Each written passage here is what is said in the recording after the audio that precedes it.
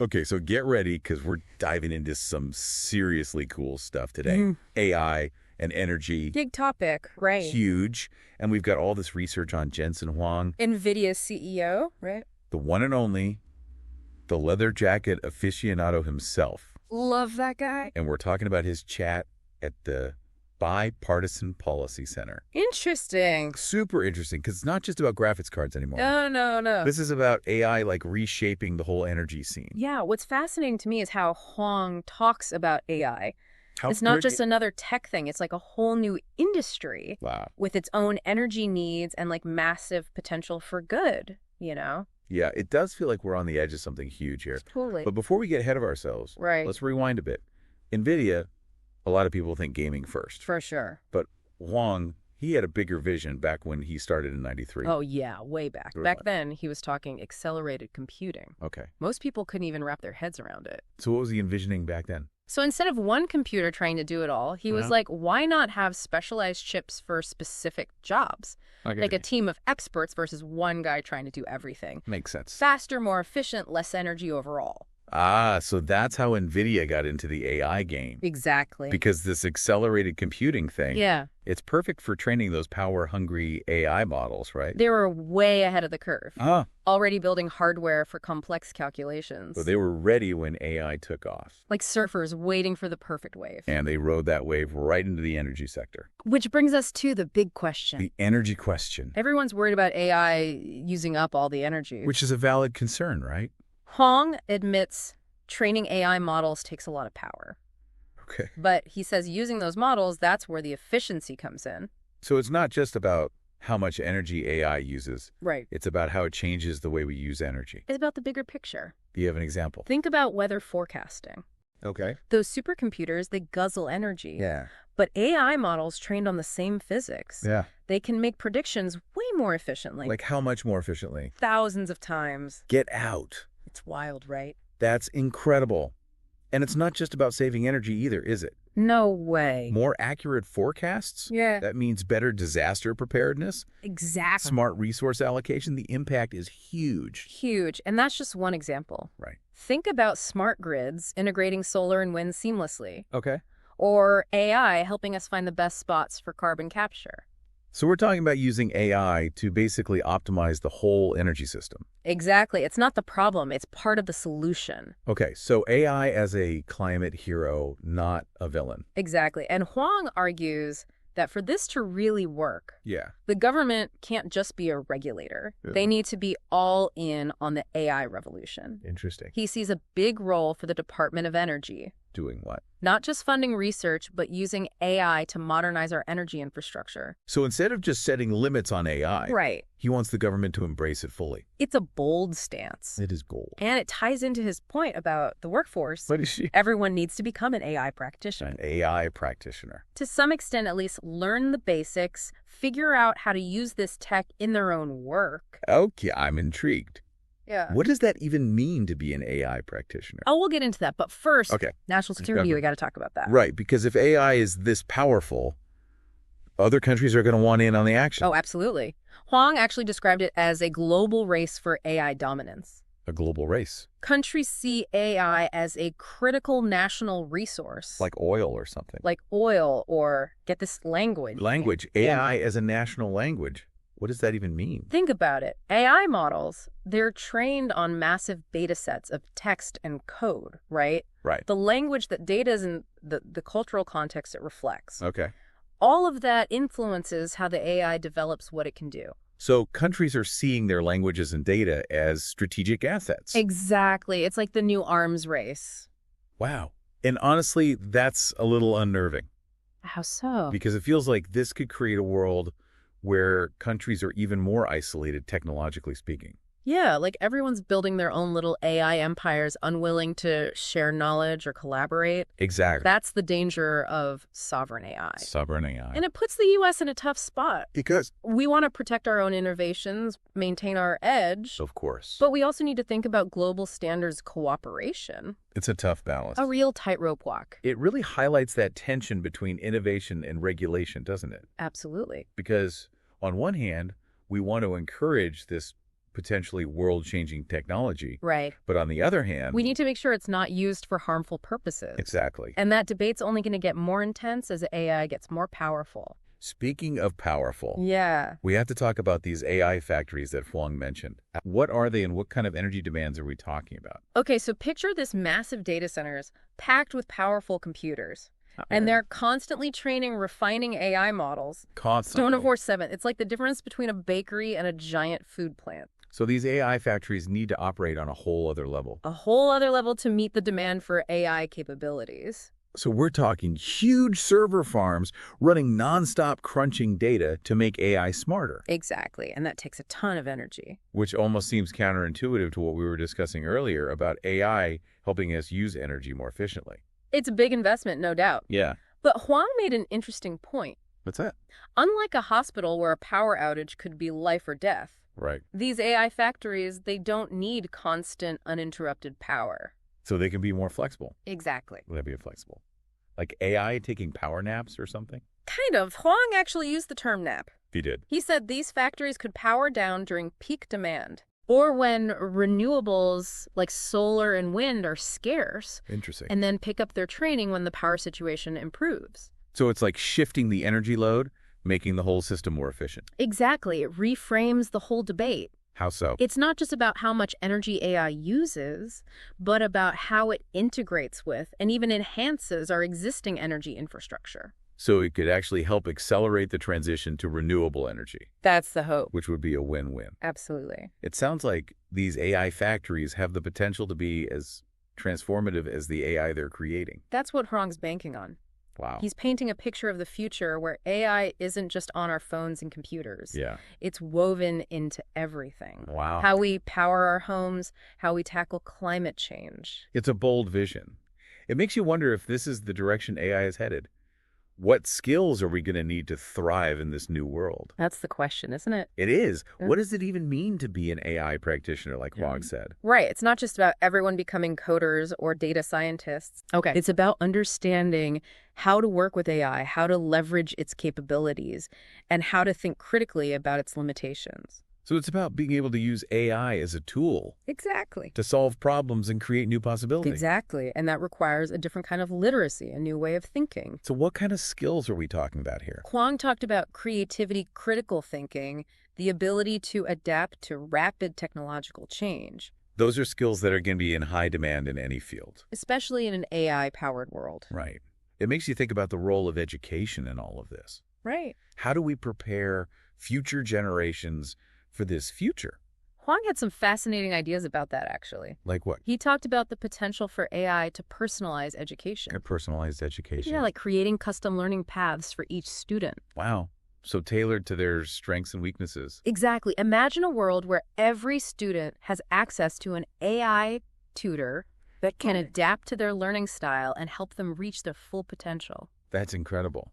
It'd be like having a personalized learning companion. Exactly. Guiding you every step of the way. That could be game-changing, especially for students who struggle in traditional classrooms. Absolutely. And it could free up human teachers to focus on things AI can't replicate. Like what? Fostering creativity, building relationships, providing emotional support. The human touch? Exactly. It sounds like AI could fundamentally change how we think about education, both how we teach and what we teach. No doubt about it. And it's not just education. Huang believes AI has the potential to revolutionize pretty much every industry. Like what? Healthcare, transportation, manufacturing, you name it. Wow. But he kept coming back to this idea of human-centered AI. Human-centered AI. Technology that empowers people, not replaces them. That's a crucial point because there's a lot of fear about AI leading to mass unemployment. Understandably so. People are worried that robots are going to take their jobs. Then those fears are entirely unfounded. Right. Some jobs will inevitably be automated. But Huang argues that AI will also create new jobs. New industries, new opportunities that we can't even imagine yet. It's like the early days of the internet. Exactly. No one could have predicted e-commerce, social media, all the ways it's transformed our lives. And we're at a similar point with AI. So it's not just about replacing human workers. It's about augmenting human capabilities. Helping us do things better, faster, more efficiently. Precisely. And that brings us back to the energy sector. Full circle. Because if AI is going to revolutionize how we live, work, and learn, yes, It needs to be powered by sustainable, reliable energy sources. Absolutely. And Huang believes that AI can be a key part of the solution to climate change. How so? He talked about using AI to optimize energy grids, accelerate the development of renewable energy technologies, Right. even design more efficient buildings and transportation systems. So it's like using technology to fight climate change on all fronts. Exactly, from reducing our carbon footprint to developing new sources of clean energy. And what about the role of government in all of this? Huang was very clear about that. He urged policymakers to embrace AI, not fear it. To embrace it. Yes, and to invest heavily in AI research development and deployment. So it's not just about the private sector innovating. Right.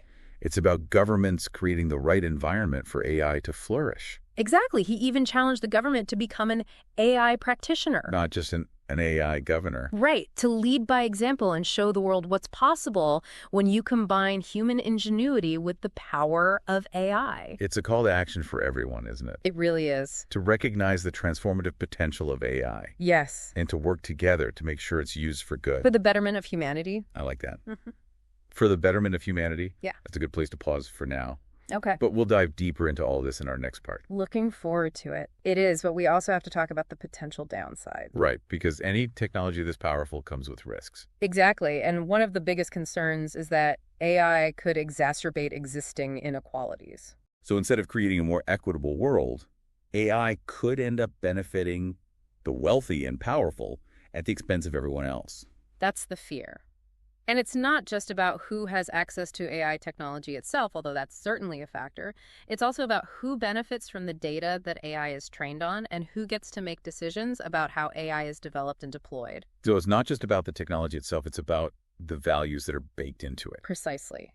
If we're not careful, AI could end up reflecting and even amplifying existing biases and prejudices. That's a sobering thought.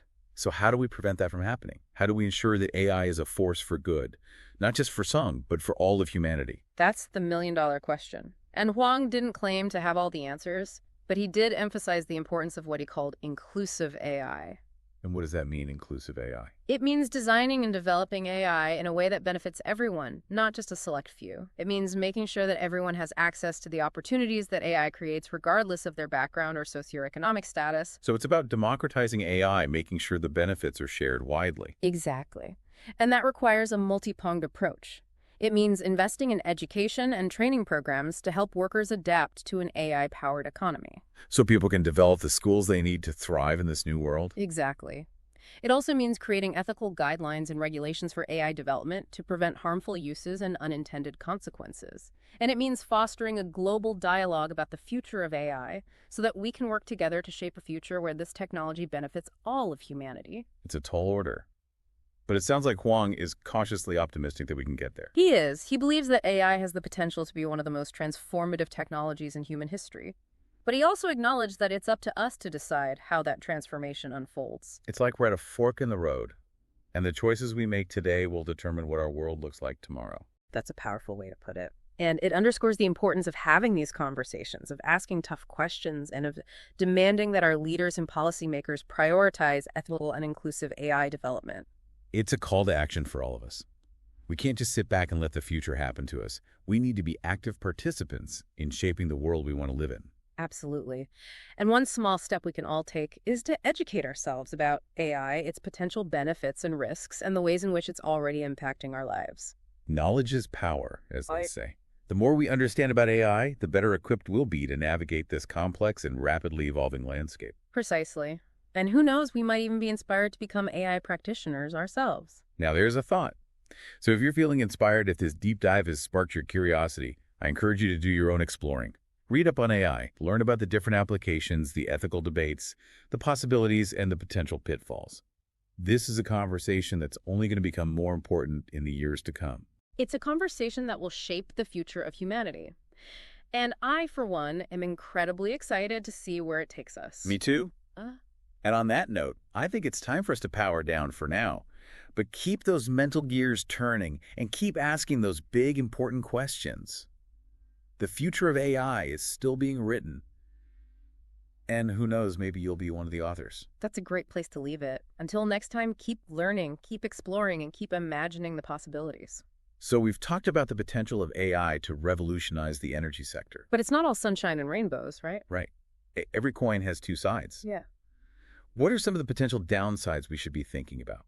Well, one of the big ones is the potential for AI to actually make existing inequalities even worse. So instead of leveling the playing field, it could create even bigger gaps. That's the worry. It's not just about who gets access to the AI technology itself, though that's a big one. Right. It's also about who benefits from the data that AI is trained on and who gets to make the decisions about how it's developed and used. So it's like any powerful tool.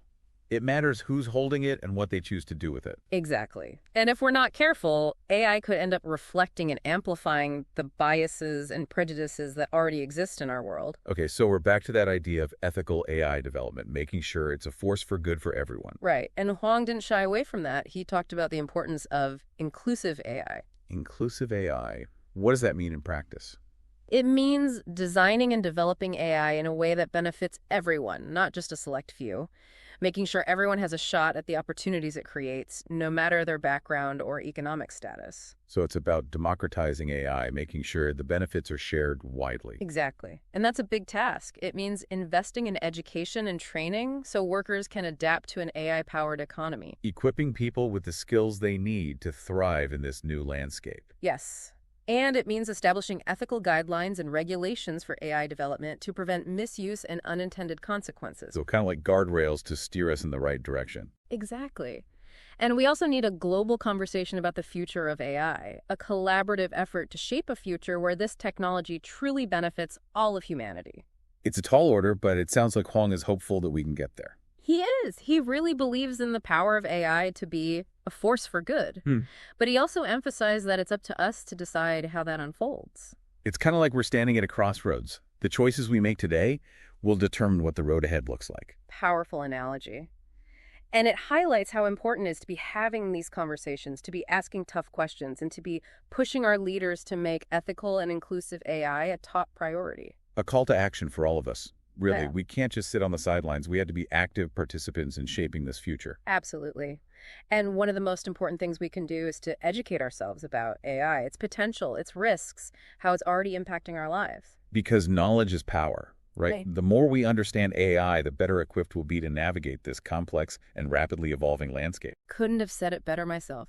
And who knows, we might even be inspired to become AI practitioners ourselves. There you go. Yeah, there's a thought.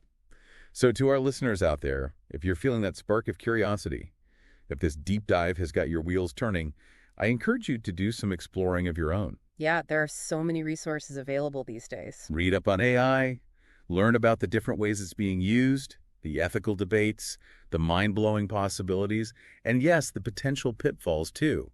This is a conversation that's only going to become more important as we move forward. A conversation that will shape the future and one that we all have a role to play in. Well said. Yeah. And on that note, I think it's time for us to power down for now.